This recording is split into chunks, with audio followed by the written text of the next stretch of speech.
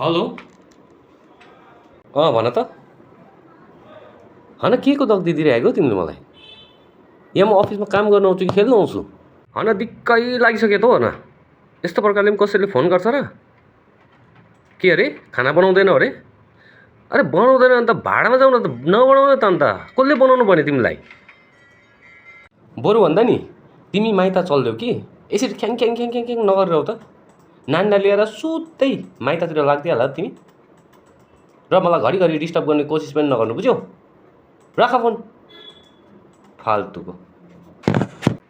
हन के भयो साथी? कसको फोन थियो?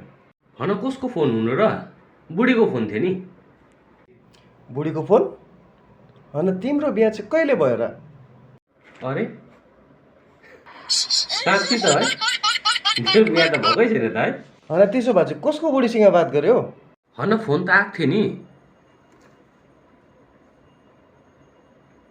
ला साथी, तिम्रो बुढीको फोन आएको रहेछ हौ। लौ तिम्रो फोन। हाँ